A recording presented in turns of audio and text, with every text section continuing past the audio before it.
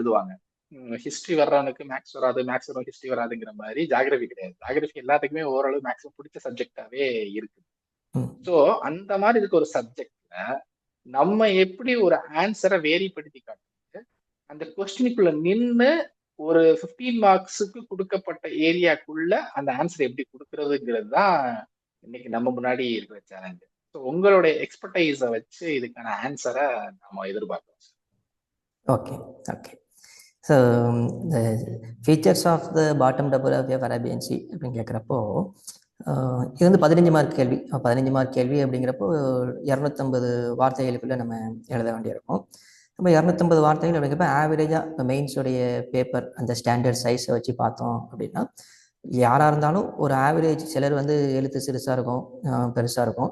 அப்படின்னா ஆவரேஜ் பார்த்தோம் அப்படின்னா ஒரு பக்கத்தில் வந்து 100லேருந்து 120 வார்த்தைகள் வந்து கொண்டு வந்துடலாம்.